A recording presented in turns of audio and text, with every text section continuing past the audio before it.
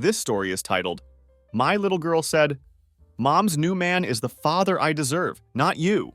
But when he started making advances, her rose-tinted glasses shattered and she begged me to come back. Hey everyone, I need to get something off my chest, something I haven't been able to talk about with anyone except my sister. I'm James, a 38-year-old software developer who's been living in Portland for the past decade.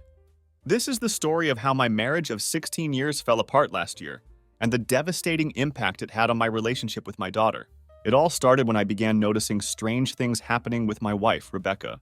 For weeks, she seemed constantly glued to her phone, laughing at messages I couldn't see.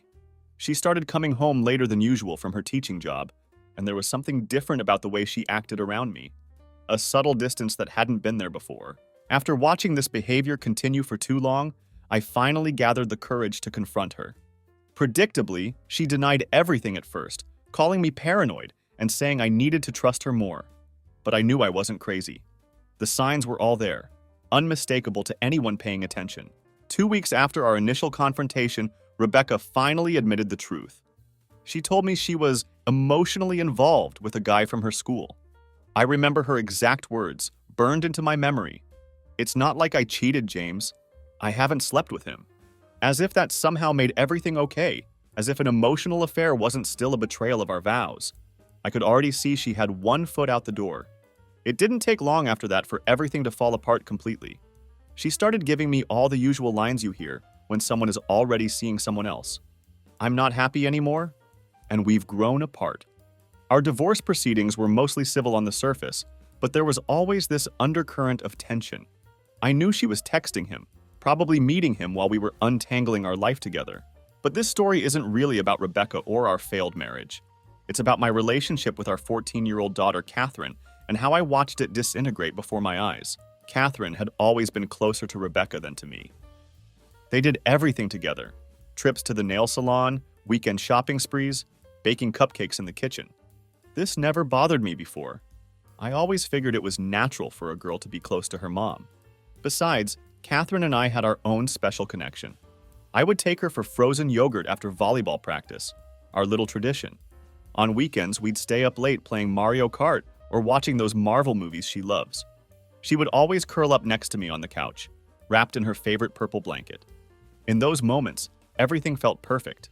That's what made everything so much harder when the divorce was finalized. Catherine completely pulled away from me. At first, I told myself it was just the shock. Maybe she was confused or just upset about everything changing so suddenly.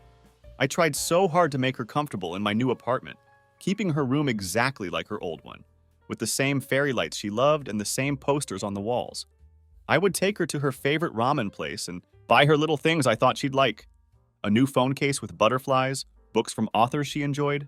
Through it all, I tried to stay positive. I never said a negative word about Rebecca, never mentioned the affair. Not once. I thought if I just showed Catherine that I was still her dad, that I still loved her unconditionally, things would eventually return to normal. But they didn't. Every time I saw her, she seemed different, cold and distant. She would give one-word answers to everything I asked, barely looking at me, and always staying glued to her phone. When I asked about school, I'd just get a shrug. If I tried to talk about her friends, she would act like it was absolute torture just to respond. The worst part was seeing her face change when she arrived at my place. I could literally watch her smile fade as soon as she walked through the door, like being with me was some kind of punishment she had to endure. I tried giving her space, thinking maybe she just needed time to adjust to our new reality. But then everything changed one Tuesday afternoon. I picked Catherine up from volleyball practice that Tuesday. She was unusually quiet during the entire ride home, but I didn't want to push her. I thought maybe she'd had a rough day at school or practice, and the last thing I wanted was to make things worse by prying. When we got to my apartment, I made her favorite avocado toast with honey, hoping it might cheer her up a little. We sat together on the couch, and I gently asked about her day. She just kept scrolling on her phone, acting like I wasn't even in the room. "Hey, everything okay?" I asked softly. "You seem quiet today." That's when everything exploded between us. She put down her phone and looked directly at me, her expression cold and detached in a way I'd never seen before. "Why do you even try so hard, Dad?" she asked, her voice dripping with disdain. I felt confused by her sudden hostility. "What do you mean?" She rolled her eyes at me like I was being deliberately obtuse. "I mean, Mom's happy now." She deserves to be happy. There was a brief pause before she delivered the blow that would haunt me for months. And Thomas is a much better man for her. Thomas was her new stepfather's name. I felt my chest tighten as she continued. Honestly, he's the kind of father I deserve too. Her words hit me like a physical blow. It felt like someone had stopped my heart right there in my chest. What? I barely managed to whisper. She just shrugged, completely oblivious to, or perhaps fully aware of, how deeply she had just stabbed me. I'm just saying he's better for Mom, and he's better for me too. He actually cares. I didn't yell. I didn't get angry. I couldn't even move. I just sat there, completely stunned, looking at my little girl. The same one who used to call me her hero, who would run to the door when I came home from work, who would fall asleep against my shoulder during movie nights. That's not fair, I finally said, my voice cracking with emotion. She shrugged again, so casually dismissive of my pain. It's true, though. I couldn't say another word. I got up and went to the kitchen, not wanting her to see me breaking down. My hands were shaking so badly that I had to lean against the counter just to keep myself upright, trying desperately to keep it together. I don't know if she realized what she had done to me in that moment, or maybe she did and simply didn't care. Either way, she had completely shattered me with those few callous words. That night, after dropping her back at Rebecca's house, I went home and completely fell apart. I don't remember how long I sat on my bedroom floor, but it felt like hours. Her words kept repeating in my head on an endless loop. He's the kind of father I deserve. My own daughter, my flesh and blood, had looked me in the eye and told me I wasn't good enough to be her dad. I couldn't even get out of bed the next day. I called in sick to work because I couldn't face anyone. I felt like a complete failure, not just as a husband who couldn't keep his marriage together, but as a father too. I kept asking myself the same questions over and over. Was I too strict with her? Did I not spend enough time at home? Did I somehow deserve all of this? The only person I told about what happened was my sister Rachel. She was absolutely furious when she heard what Catherine had said to me. You gave your everything to that girl, Rachel insisted, her voice tight with anger on my behalf. You've always been a good dad no matter what. She reminded me of everything I'd done for Catherine over the years. All the volleyball games I'd never missed despite my work schedule. All the money I'd spent on her hobbies.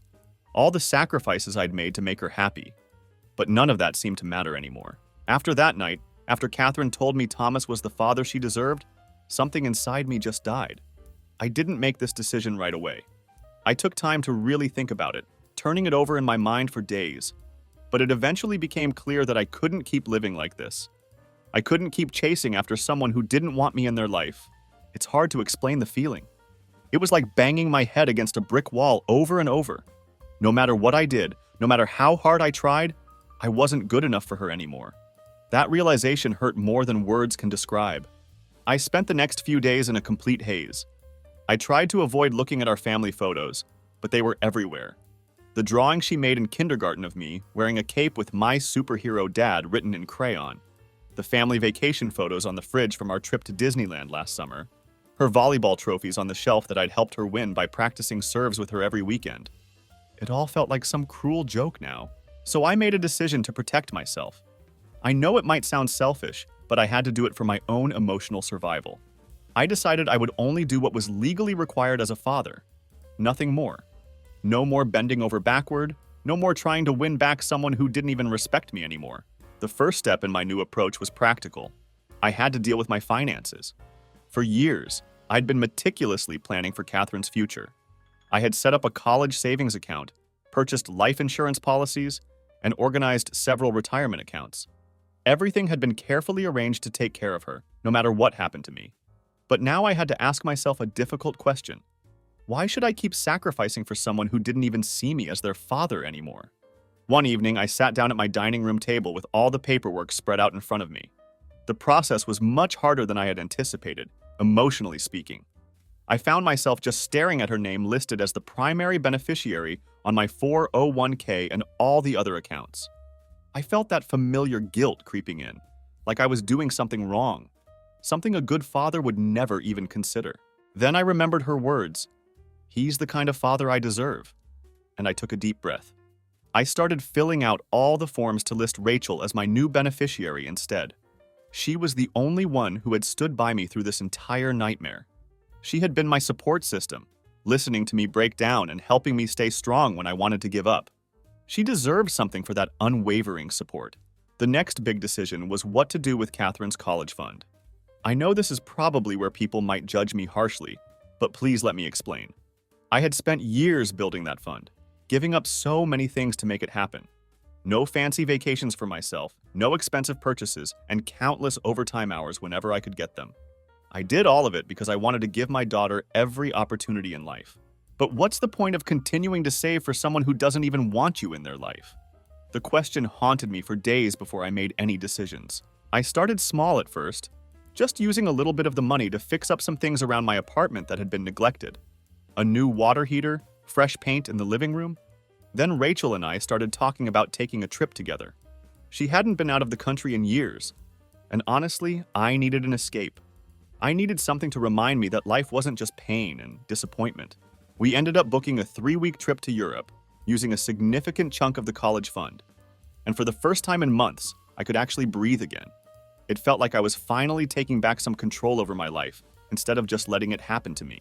Rachel and I traveled everywhere, places I'd only seen in pictures before. We explored Rome with its ancient ruins, walked the glowing streets of Paris, and wandered through Barcelona's colorful markets. We ate amazing local food, drank perhaps too much wine, and laughed like we hadn't laughed in years. For the first time since the divorce, I felt like I was living for myself instead of being crushed under expectations I could never meet. When I returned home, I knew there was no going back to the way things had been before. Over the next few months, Catherine started noticing changes in my behavior. I wasn't trying so hard anymore.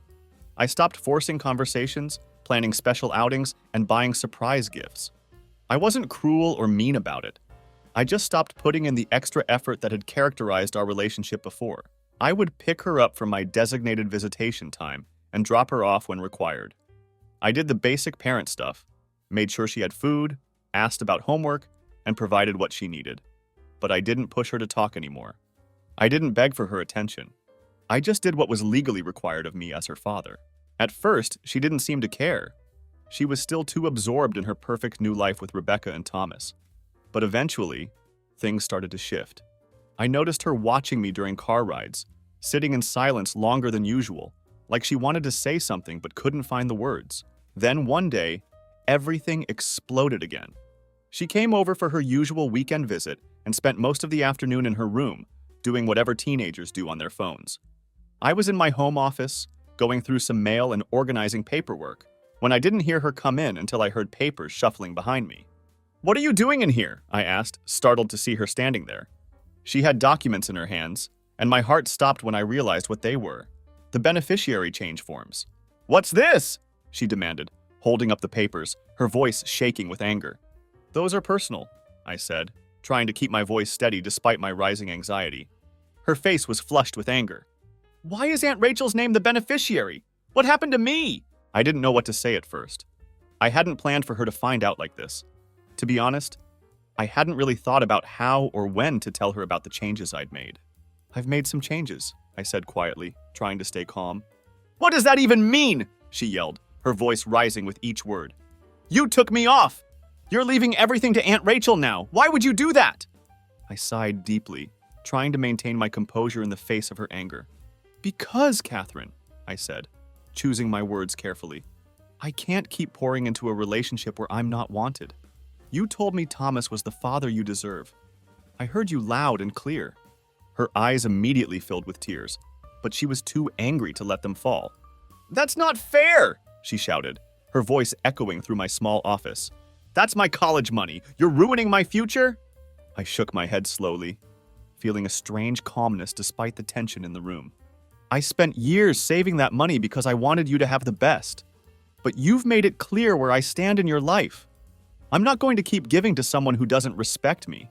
"You're abandoning me!" she yelled, her voice breaking with emotion. "I'm not abandoning you," I replied firmly. "I'm still doing everything I'm required to do, but I need to take care of myself too. I can't keep giving when it's just hurting me." She just stood there, staring at me, shaking her head in disbelief before storming out of the room. I sat at my desk for what felt like hours, just staring at nothing. I felt torn in two different directions. Part of me wanted to chase after her, hug her tight, and tell her I'd fix everything. But the other part, the part that was tired of being treated like garbage, knew I had to stand my ground. After Catherine stormed out, my mind was racing but also completely empty at the same time. I kept hearing her words over and over. "You're ruining my future." I could hear the anger in her voice, but there was something else too. Something deeper that I couldn't quite place. Maybe it was hurt? Maybe shock? I don't really know. But I didn't let myself dwell on it too much. I had to remember why I did what I did. She'd made it clear for months how she felt about me. I wasn't wanted. I was the lesser parent, the one she barely acknowledged. That stepfather of hers, the guy Rebecca cheated with, was now her perfect example of what a dad should be. How can you expect me to keep going after being told something like that? I didn't think it was fair to ask that of anyone. I didn't sleep that night. I kept tossing and turning in bed, wondering if I'd gone too far, if I was being a monster. The next morning, I got a phone call. I saw Rebecca's name on my screen and knew this wouldn't be pleasant. We'd barely talked since the divorce, only about Catherine's school stuff, visitation schedules, and doctor appointments. That kind of thing. She didn't waste any time with pleasantries. "What the hell is going on over there?" she snapped. No hello, no polite introduction, just straight to the attack. "What are you talking about?" I asked, even though I knew exactly what she meant. "Catherine came home in tears last night. She says you're cutting her off, that you took her off your accounts and spent her college fund." I had to take a deep breath to steady myself. I didn't cut her off. I'm still fulfilling my obligations as her father. Obligations? Rebecca practically spat the word like it was poison in her mouth. "You're her father! She's a child! How could you do this to her?" And there it was. The guilt trip I knew was coming. I kept my voice steady, though. I didn't do this to her. I've been doing everything I can for her. I've tried for months to be part of her life, but she made it clear she doesn't want me there. I'm not going to keep throwing everything I have into a relationship where I'm not respected or valued. I'm done being treated like I don't matter. "She's just a kid!" Rebecca shouted. "You're the adult here! You don't get to act like this because your feelings are hurt!" That stung. I won't lie. My feelings weren't just hurt. They were completely shattered. But I wasn't about to let her turn this around on me. "I'm not acting out of spite," I said firmly. "I'm protecting myself." She told me Thomas is the father she deserves. Do you know what that did to me? There was silence on her end for a moment. Maybe she didn't expect me to say that. Finally, she spoke, her voice quieter now. "She didn't mean that. You know she's a teenager. She says things she doesn't mean." I let out a bitter laugh. Funny how everyone wants to excuse what she says and what she does, but I'm the bad guy when I decide to protect myself. Look, I'm not arguing about this. I'm still doing what I'm required to do as her father. But that's all. She didn't have a response. She just hung up, leaving me staring at my phone, feeling like I'd been hit by a truck. For the next week, everything was tense. Catherine didn't text me. She didn't call. When I picked her up for visitation, she wouldn't even look at me. She just sat in the passenger seat with her headphones on, staring out the window like I didn't exist. At my apartment, she stayed in her room the entire time. She wouldn't eat dinner with me. She wouldn't talk to me. Nothing. I'd knock on her door to let her know food was ready, just to get a muffled "I'm not hungry" in response. I didn't push it. What was the point anymore? The silence between us was suffocating, like living with a ghost, some stranger wearing my daughter's face. I tried to convince myself I was doing the right thing, but the guilt kept creeping in at night. I would sit on the couch, staring at the empty spot beside me where she used to curl up when we watched movies together. I'd wonder if I was making everything worse. I told Rachel about all of it. She's the only one who really understands what I'm going through. She's been through similar pain, even though she doesn't have kids of her own. "You're not a monster," she assured me. "You're just human. You can't keep giving and giving when it's tearing you apart. You have every right to step back." Her words helped, but they didn't make the ache go away. About 2 weeks later, I faced another confrontation, this time from Catherine herself. She was at my place for the weekend, still giving me the silent treatment. I was at the kitchen table paying some bills when she came out of her room and dropped a stack of papers in front of me. It was the college fund statement. "What is this?" she demanded, her voice shaking with anger. I looked up at her calmly. "It's the college fund statement." "Yeah, the college fund you're taking money out of," she snapped back. "Why are you doing this? This is my future, Dad." I sighed deeply. "Sit down," I said, pointing to the chair across from me. She hesitated for a moment before finally sitting down, her posture rigid with tension. "I need you to listen to me," I said, keeping my voice level. "That money, I saved it because I wanted to give you the best. I worked overtime, skipped vacations, did everything I could to build that for you. But then you told me I wasn't the father you deserved. Do you know how much that hurt?" Her face turned red, a mix of embarrassment and lingering anger. "I didn't mean it like that. But you said it," I replied gently. "And you've spent months treating me like I don't matter. I can't keep giving everything I have to someone who doesn't want me in their life. I needed to take care of myself too." "You're abandoning me!" she yelled, her voice echoing off the walls. "I'm not abandoning you," I replied firmly. "I'm still doing everything I'm required to do. But I need to take care of myself too. I can't keep giving when it's just hurting me." She just stared at me, her expression a mix of anger and hurt, maybe even regret. I don't really know. Finally, she stood up and walked back to her room without another word. And just like that, I felt like the worst person in the world. After that last confrontation, the silence in my apartment became heavier. Catherine stopped talking to me completely, not just during visits, but in every way possible. No texts, no calls, nothing at all. She still came over when legally required, but it was like living with a ghost. She'd walk in, go straight to her room and shut the door. If I knocked to tell her dinner was ready, I'd get a short "okay," sometimes no response at all. It wasn't anger anymore. We'd both just given up. At first, I tried not to let it get to me. I would sit on the couch, read a book, watch some Netflix, pretending the house wasn't dead quiet except for occasional footsteps when she moved around upstairs. I told myself this was what I wanted. Distance. Less hurt. But I was lying to myself. The silence was suffocating. I'm going to admit something here that I haven't told anyone else. Sometimes when she was in her room, I'd stand in the hallway just listening for any sign of her. I could hear faint music from her phone or her pacing back and forth. In those moments, I would feel this overwhelming wave of sadness. I wanted to knock on her door, ask how her day was, just hear her voice say something that wasn't cold or resentful. But I couldn't bring myself to do it. This silent war went on for weeks. One day, while Catherine was over, Rachel came by to visit. She brought some groceries and small gifts from her business trip. She's always been that kind of person who loves giving presents, no matter how small. We were in the kitchen talking about nothing important when Rachel looked toward the hallway. "She still hasn't come out?" she whispered. "Nope," I muttered, not wanting to get into it. Rachel sighed and shook her head. "This isn't healthy, you know." "What am I supposed to do, Rachel?" I asked quietly. "I tried for months. She made it clear where I stand. I can't force her to care about me." She didn't argue because she knew I was right. Instead, she got up and walked to the hallway. Before I could stop her, she knocked gently on Catherine's door. "Hey, sweetie," Rachel said softly. "Can I come in?" I heard a faint "yeah" from inside, and Rachel disappeared into the room. I stayed in the kitchen, trying not to eavesdrop, but I couldn't help myself. I couldn't hear everything, just bits and pieces of their conversation. Rachel came back later after talking to Catherine. "She's just really mad," she told me. "She feels like you're punishing her." I stared at her, stunned. "Punishing her? How?" "She sees the money stuff as punishment," Rachel explained. "Like you're taking everything away because she hurt you. She doesn't get that you're trying to protect yourself." I sighed and rubbed my temples. How do I make her see that? I'm not trying to ruin her life.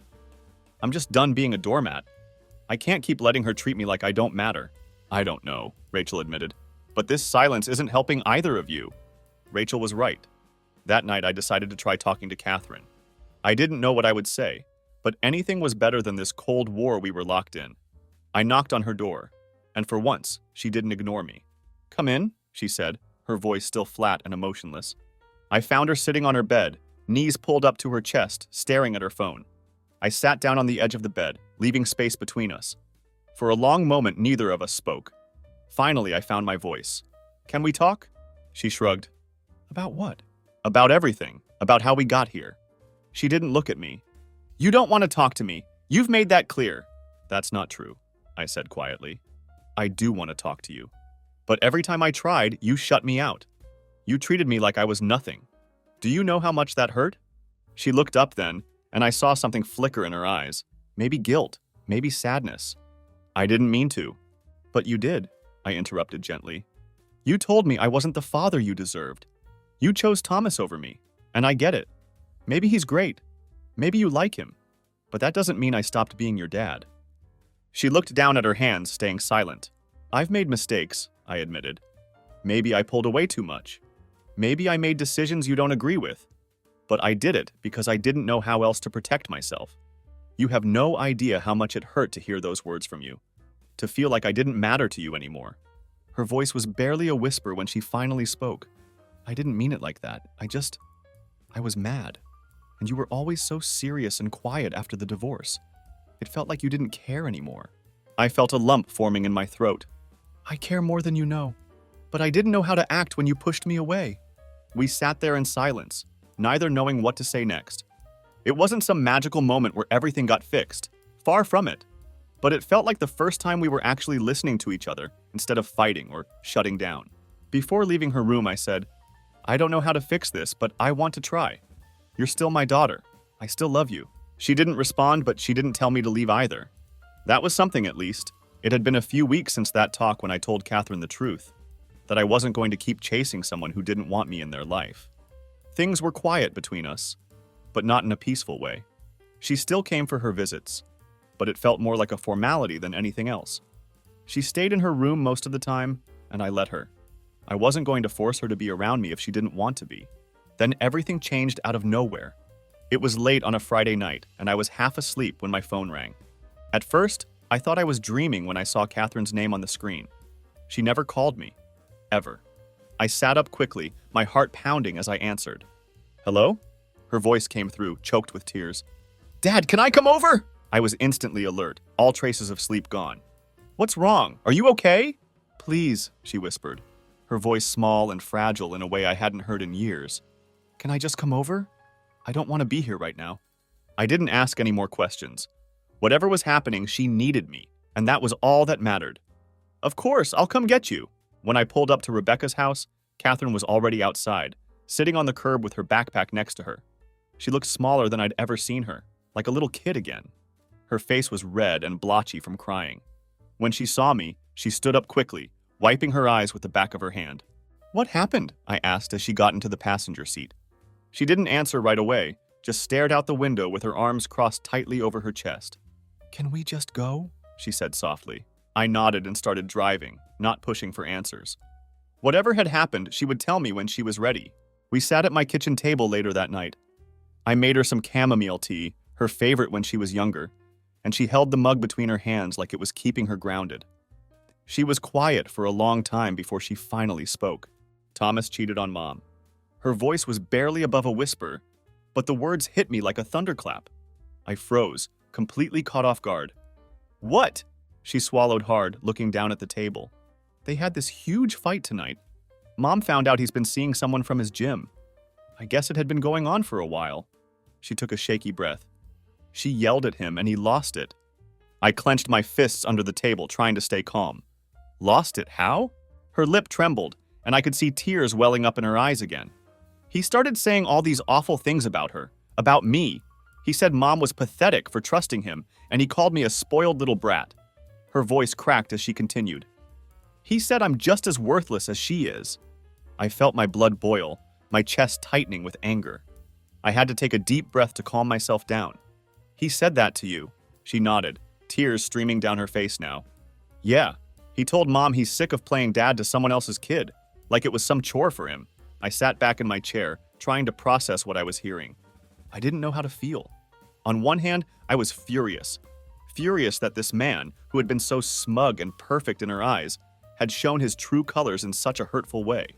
On the other hand, I felt this dull ache because this was exactly what I'd feared. Catherine had built him up as the perfect father, the man I could never measure up to, and now he had torn her down with his cruel words. Why didn't you call your mom? I asked gently. She was crying, she whispered, her shoulders slumping. I didn't want to be there, didn't want to hear them fighting anymore.